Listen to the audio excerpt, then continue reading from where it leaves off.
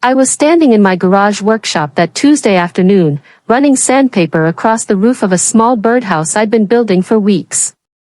The wood was smooth under my fingers, almost ready for paint. My grandson Leo had picked out bright blue for the walls and yellow for the trim. He said it would look like sunshine. The radio played softly in the corner, some old folk song I couldn't quite name. Sawdust covered my workbench and stuck to my jeans. My coffee sat nearby, long gone cold, but I didn't mind. This was my peaceful place. The garage where my late husband Hank used to fix cabinets and build furniture. 9 years he'd been gone, and I still felt him here somehow. My phone buzzed against the metal table. I wiped my hands on a rag and picked it up, expecting maybe a message from my neighbor about our book club meeting. Instead, I saw my daughter's name. Allison. My heart lifted. She rarely texted during work hours. I smiled and opened the message. Then I read it. Then I read it again. The smile died on my face like a candle flame snuffed out. The message was short. Casual, even. Like she was declining lunch plans instead of uninviting her own mother from her wedding.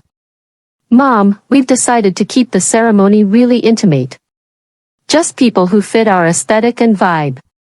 Don't take it personally. You understand, right? I stared at those words until they blurred. Fit our aesthetic. Like I was a piece of furniture that clashed with the drapes. I set the phone down carefully, as if it might shatter. My hands were shaking. Outside, I could hear kids playing down the street, their laughter bright and careless. Inside my garage, everything felt suddenly hollow. I looked at the birdhouse, at the careful work I'd been doing, and it seemed pointless now. Small and foolish. Allison was getting married in 6 weeks. I'd known about the wedding for 8 months. I'd already bought fabric for a dress, pale lavender that reminded me of spring. I'd practiced baking her favorite lemon cake 3 times to get it perfect. And now I wasn't invited. Not good enough for her aesthetic. I tried to remember the last time we'd really talked. Not the quick phone calls where she complained about work or asked me to watch Leo for the weekend. I meant really talked, the way we used to when she was younger. Before Hank died, we'd been close. She'd call every Sunday. We'd share recipes and laugh about silly things. But after the funeral, something shifted. She got busier. Her job in marketing took her to Denver, 2 states away. Our conversations became shorter, more transactional. Still, she was my daughter. My only child. I'd raised her alone after Hank's heart attack, supported her through college, helped with rent when jobs fell through. I'd even paid off her car loan last year when she called crying about late fees. I never asked for thanks. That's what mothers do. We give because we love, not because we're keeping score. At least, that's what I always believed.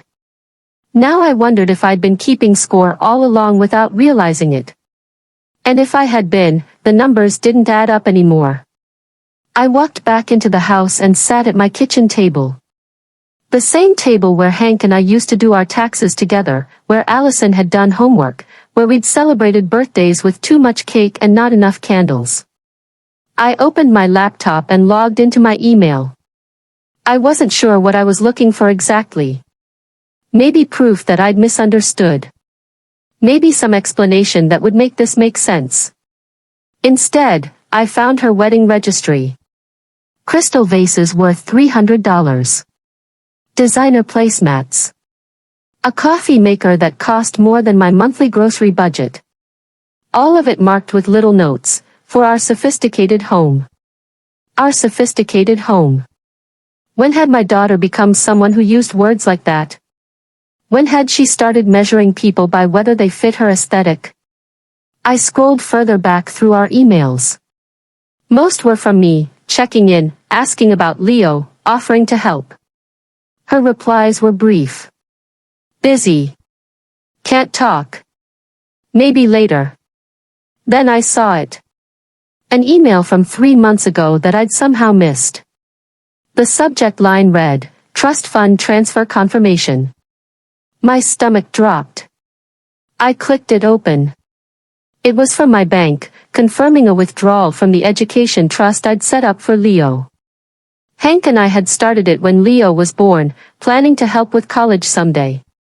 After Hank died, I'd added more from his life insurance. It was supposed to be untouchable until Leo turned 18. But the email showed a transfer of $15,000, authorized by Allison as co-trustee. I'd made her co-trustee years ago, back when I trusted her completely. The memo line said, family expenses. I sat very still. $15,000. Family expenses. I logged into the bank website with trembling fingers. The trust account loaded slowly, and when I saw the balance, my vision went dark at the edges. $74,300. Gone. All of it. The account I'd carefully built for 7 years was nearly empty. I clicked through the transaction history. Withdrawals every few months. $5,000 here. $10,000 there. Each one marked family expenses or emergency funds. But there were no emergencies. No medical bills. No disasters. Just my daughter, taking money that wasn't hers. I should have called her immediately. Demanded answers. But I didn't. Something in me had shifted. The grief and shock were crystallizing into something harder. Something colder. Instead, I opened a new folder on my desktop and labeled it Documentation. Then I started downloading everything.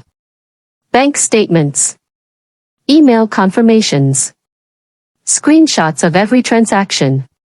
I worked methodically, the way I used to at my accounting job, building a paper trail that couldn't be argued with. My phone rang. Allison's name appeared. I let it go to voicemail. She called again. Voicemail again. A text popped up, Mom, please don't be dramatic. It's just one day. We'll do something special, just us after the honeymoon. Dramatic.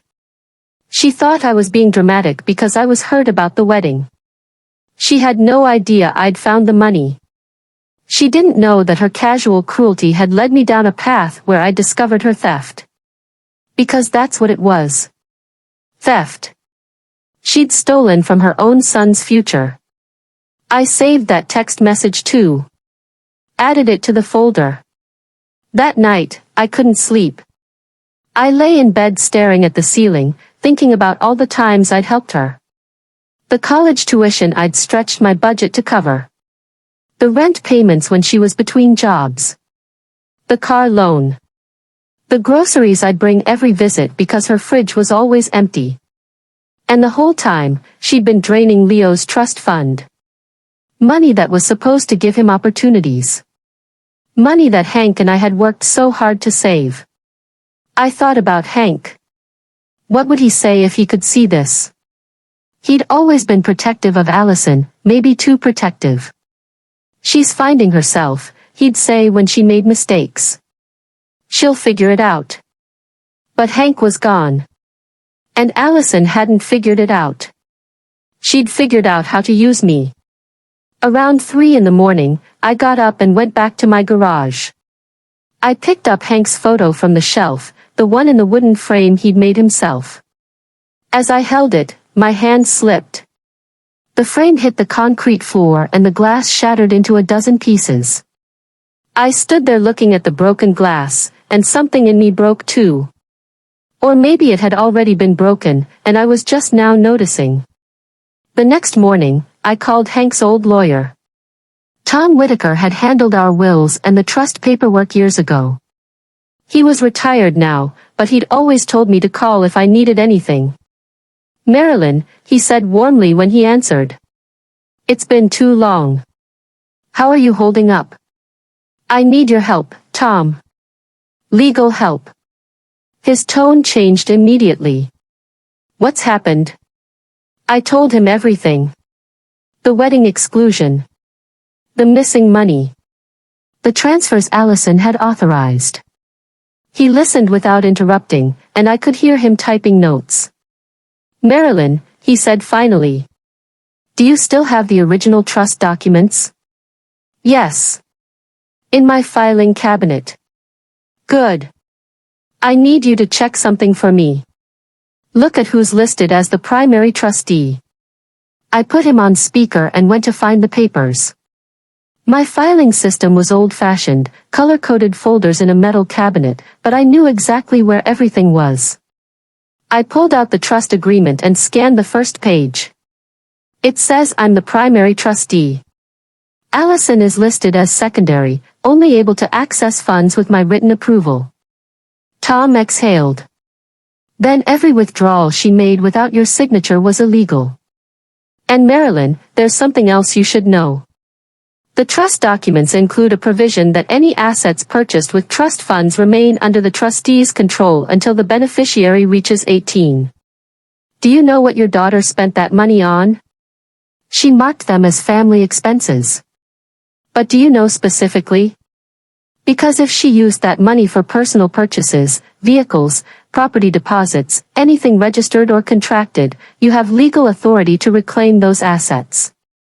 I sat down slowly. How would I find out? Start with her credit cards, any joint accounts, social media. Look for big purchases around the dates of those withdrawals. If she bought something significant, there'll be evidence. After we hung up, I opened Allison's social media profiles. I rarely checked them. She posted constantly, but I'd never been interested in scrolling through pictures of her lunch or filtered selfies. Now I looked carefully. I went back 3 months to around the time of that first withdrawal. There. A photo of her and her fiancé Brandon at some fancy venue, all exposed brick and hanging lights. The caption read, "Just put down our deposit. Dream wedding venue secured." The date matched the first withdrawal exactly. $15,000. I kept scrolling. Every major withdrawal had a corresponding post. The catering deposit. The photographer. The dress from some boutique in Denver that cost more than my first car. She'd used Leo's education fund to pay for her entire wedding. And then she'd uninvited me because I didn't fit her aesthetic. I took screenshots of everything. Matched them to the bank statements. Built a timeline that was so clear, so undeniable, that even a stranger could see what she'd done. Then I found something else. An old message thread she'd posted as a screenshot, probably meaning to delete it later but forgetting. It was between her and Brandon. "Brandon, your mom's going to notice eventually. Allison, she never checks that account. And technically, I'm allowed to access it for family stuff. Brandon, is a wedding family stuff? Allison, we're family, aren't we? Besides, she won't care. She's always saying she'd do anything for us." I read that last line 3 times. She won't care. She's always saying she'd do anything for us. She'd taken my love and twisted it into permission to steal. That night, I sat at my kitchen table with everything spread out in front of me. Bank statements. Screenshots. The trust documents. A legal pad where I'd written out every withdrawal with its corresponding expense. The numbers were damning. $74,300, almost to the penny, matched the cost of Allison's wedding expenses. The venue, catering, flowers, photography, her dress, the honeymoon deposit. All of it paid for with money meant for Leo's future. I made careful notes in my precise accountant's handwriting. Column A, date of withdrawal. Column B, amount. Column C, stated purpose. Column D, actual use. Column E, evidence. It was nearly midnight when I finished. My coffee had gone cold again. Outside, the neighborhood was silent. Inside, I felt something I hadn't felt in years. Not anger, exactly. More like clarity. Purpose. I opened my laptop and drafted an email to Tom Whitaker, attaching all the documentation. Then I wrote something else. A formal letter to the wedding venue, identifying myself as the trustee of the fund used for their deposit. I didn't send either one yet. I wanted to think about this carefully. Wanted to be absolutely sure. I slept better that night than I had in months. Maybe it was the clarity. Maybe it was knowing I had options now, power I hadn't realized I possessed. In the morning, I went for a walk like I always did. The same route through my neighborhood, past the park where I used to push Allison on the swings, past the coffee shop where Hank and I had Sunday breakfast for 20 years. Everything looked different somehow. Sharper. More real. When I got home, there was a voicemail from Allison. Mom, I know you're upset, but you're being really immature about this. It's my wedding. I get to decide who comes. You need to respect that. Also, Leo wants to stay with you this weekend while we do final venue preparations. Can you pick him up Friday? I saved the voicemail. Added it to my documentation folder. Then I called Tom Whitaker. I'm ready, I said. What do I need to do? First, we send a formal letter to your daughter requesting the return of all misappropriated funds. We give her 7 days to respond. If she doesn't, we proceed with civil action. And the venue? That's trickier, but possible. The contract was signed using trust funds. As primary trustee, you have authority to review and potentially void any contracts made with those funds without your approval. We'll need to contact the venue directly. Do it, I said. All of it. The letter went out on Wednesday. Certified mail, requiring signature. Tom had written it in that formal legal language that made everything sound both serious and inevitable.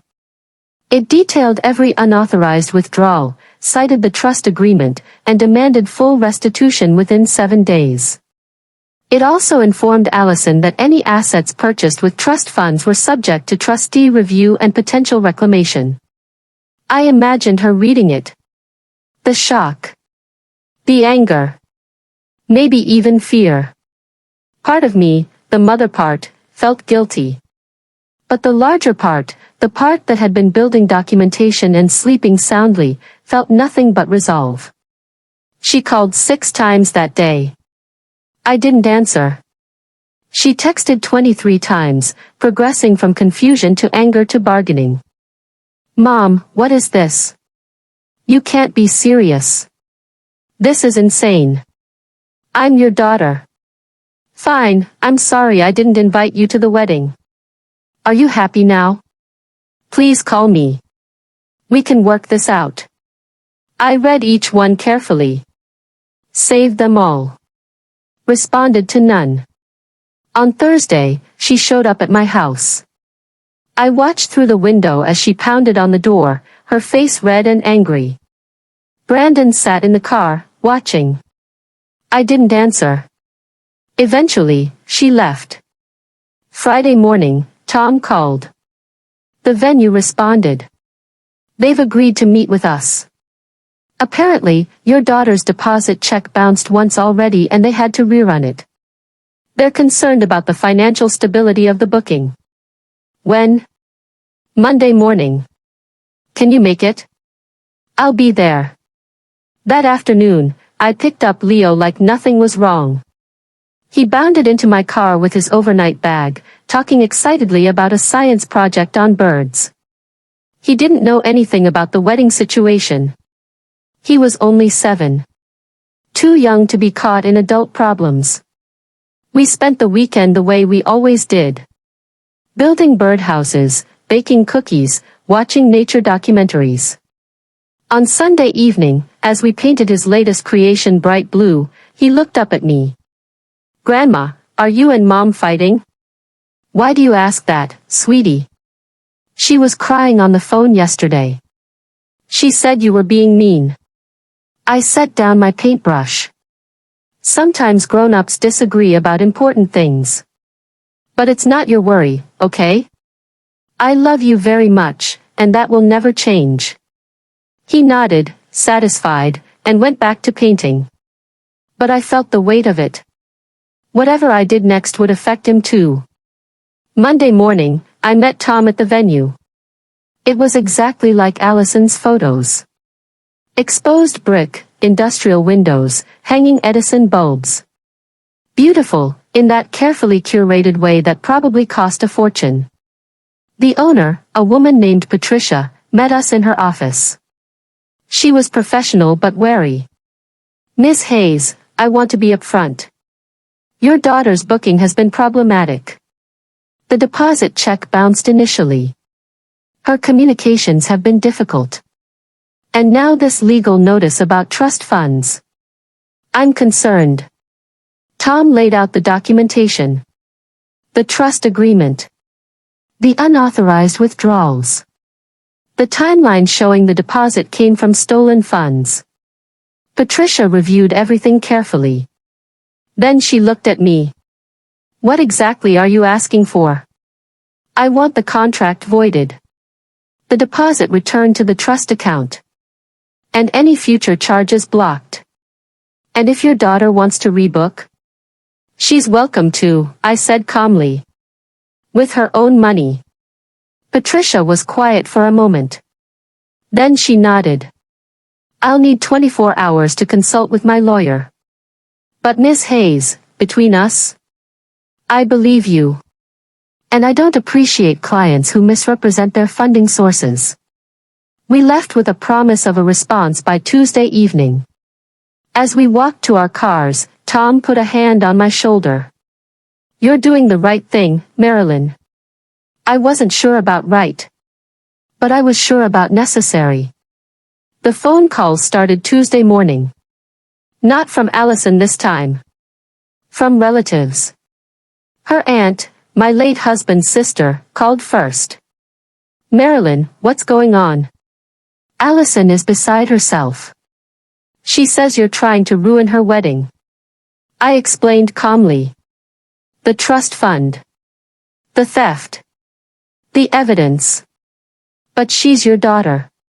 Surely you can work this out without lawyers?" "She stole $74,000 meant for her son's education. Would you let that go?" Silence. Then, quietly, "I suppose not." More calls came throughout the day. Some supportive. Some critical. Some just curious. I answered them all the same way. Calm. Factual. Unemotional. By Tuesday evening, Patricia called. "Miss Hayes, we've decided to void the contract. The deposit will be returned to the trust account by end of week. We're also canceling all vendor agreements your daughter arranged through our coordination services. She's welcome to rebook independently, but not through us. Thank you, Patricia." "Ms. Hayes? I have a daughter too. I hope I'd have your courage if I ever needed it." After I hung up, I sat in my quiet house and cried. Not from sadness. From relief. From the weight of finally standing up for myself. Wednesday morning brought the explosion I'd been expecting. Allison's call came at 7 in the morning. "You destroyed everything." She was screaming so loud I had to hold the phone away from my ear. The venue cancelled. The caterer won't return my calls. The photographer dropped us. My wedding is ruined and it's your fault. I waited until she ran out of breath. Then I said, very quietly, "You ruined it yourself when you stole from your son." "I didn't steal. That money was for family expenses. Leo's college fund was for Leo's college. Not your wedding. You're just jealous. Jealous that I have a life and you're alone." That stung. But I kept my voice steady. "I'm alone because the love of my life died. You're alone because you drove away everyone who cared about you. Those aren't the same thing." She hung up. Immediately, Brandon called. Miss Hayes, please. Allison is hysterical. Can't we find some compromise? We'll pay back the money, I swear. Just help us save the wedding. How will you pay it back, Brandon? According to her last credit report, which I pulled as co-trustee, you're both maxed out on 4 credit cards. Your rent is 2 months behind. Where exactly will $74,000 come from? He couldn't answer. Thursday, the social media post started. Allison shared a long, tearful story about how her mentally unstable mother was sabotaging her wedding out of spite. How she'd only tried to use family money for a family event and was being punished for it. The comments section split. Half sympathized with her. Half asked pointed questions. Wait, you took your kid's college fund? She's the trustee. You needed her permission. This sounds like there's more to the story. I didn't respond. Didn't defend myself.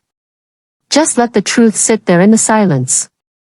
That evening, Hank's sister called back.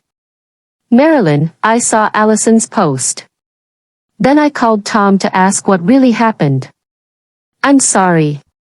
You're absolutely right. She needs to face consequences. Thank you.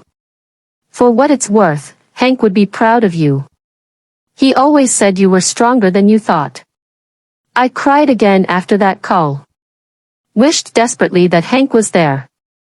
But also felt, somehow, that he was. That every choice I'd made was honoring the values he'd taught me. Honesty. Accountability. Self-respect. Friday afternoon, I received a formal apology letter from Allison. Not handwritten. Clearly drafted by a lawyer. It acknowledged the misunderstanding about the trust funds. Expressed regret for any confusion or hurt feelings. Promised to make amends and discuss repayment options. There was no real apology. No acknowledgement of theft.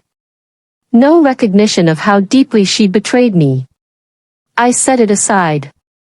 Added it to my documentation folder. Then I went back to my garage.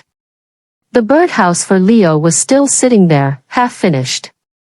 I picked up the sandpaper and got back to work. The familiar rhythm soothed me. Sand, blow away dust, sand again. Slow, patient progress toward something whole. By evening, the birdhouse was ready for paint.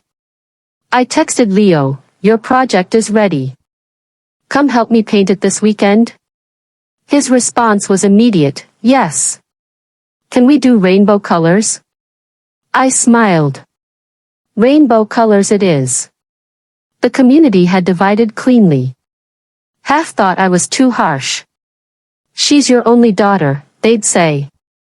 Family is family. The other half understood. Boundaries matter, they'd say. Theft is theft. I didn't try to convince either side. Just kept showing up to my routines. Church on Sunday. Book club on Tuesday. Volunteer baking for the community center on Thursdays. Let people think what they wanted. I knew the truth. I had the documentation. I had witnesses. I had receipts. And I had something else. Peace.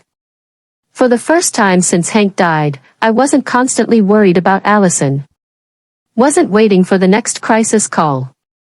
Wasn't wondering what she needed from me now. The phone stayed quiet. The house stayed calm. I slept through the night. 3 weeks later, the court hearing happened. Allison had filed a complaint claiming I'd exceeded my authority as trustee. Tom had counterfiled for misappropriation of funds. The hearing was short. I presented my documentation. Transaction histories. Screenshots. The trust agreement with signatures. The venue statement confirming the source of funds. Allison's lawyer tried to argue that family expenses covered wedding costs. The judge shut that down immediately. The trust explicitly names the minor child as sole beneficiary. Unless the wedding was for him, counselor, I fail to see relevance.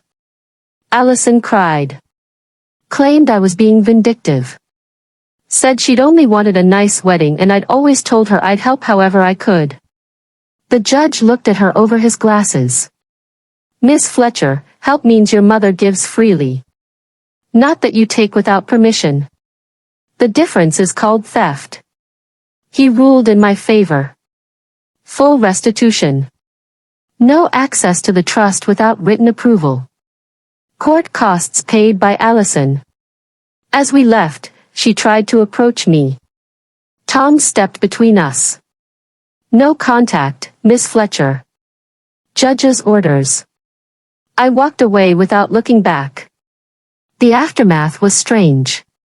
Quiet. After months of chaos, suddenly there was just nothing. Allison stopped calling. Stopped posting. Vanished from social media entirely. I heard through relatives that she and Brandon had postponed the wedding indefinitely. That they'd moved in with his parents. That she'd taken a second job to pay back the trust fund in installments. I felt no satisfaction in her suffering. But I felt no guilt either. She'd made choices. Now she was living with them. Leo still came every weekend. Allison had tried to use him as leverage, threatening to cut off visits. But Tom had filed for grandparent visitation rights, and the judge had granted it immediately, given my documented relationship with Leo and Allison's proven financial instability. So Leo came. And we painted. And built. And talked about birds and stars and all the safe, simple things that mattered. One Saturday, 6 weeks after the court hearing, Leo and I were hanging his finished birdhouse in my backyard. We'd done it in rainbow colors just like he wanted, with a little purple door and a yellow perch. As we stepped back to admire it, he said, "Grandma, Mom says you're mad at her." I chose my words carefully. Your mom and I had a disagreement about money and choices. Adult stuff. But it's not your worry.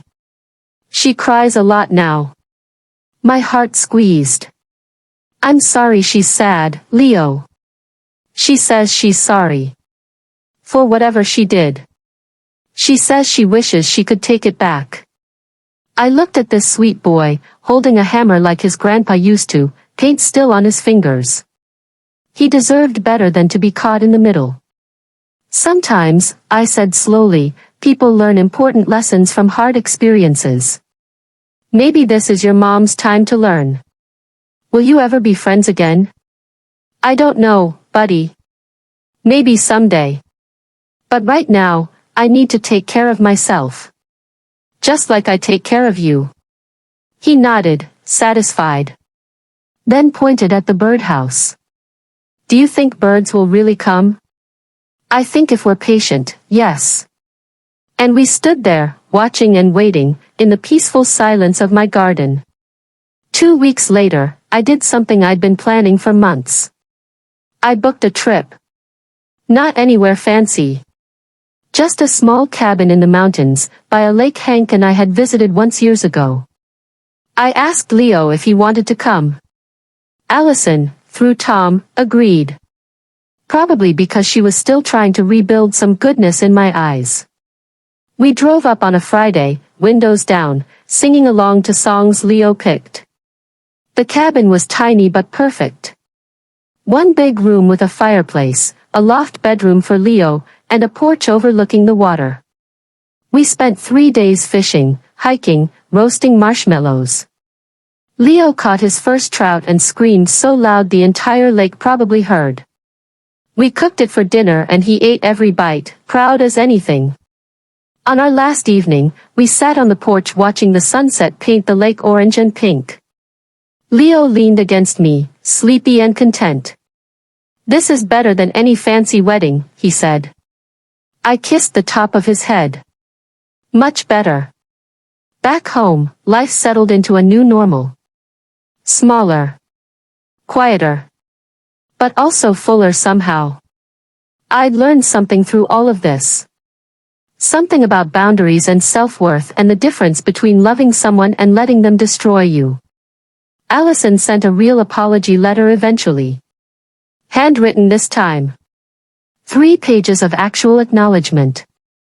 Actual remorse.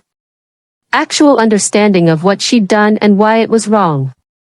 I read it twice. Then I wrote back. Not forgiveness, not yet. But a door, cracked open. Thank you for your honesty. Time will tell what comes next. One Sunday afternoon, I was in my garage putting the final touches on another birdhouse. The radio played softly. Sawdust covered everything. My coffee was cold. Through the window, I could see the rainbow birdhouse Leo and I had built. And there, perched on the little yellow ledge, was a small brown bird. Just sitting. Just being. I smiled. Set down my sandpaper. Picked up my warm cup even though the coffee was terrible now. Sometimes, I thought, love needs boundaries to breathe. Sometimes the hardest thing and the right thing are the same thing. And sometimes, just sometimes, standing up for yourself is the greatest act of love you can offer. Not just to others, but to yourself. The bird flew away. But it would come back. They always did, if you were patient. If you built something safe and true and waited.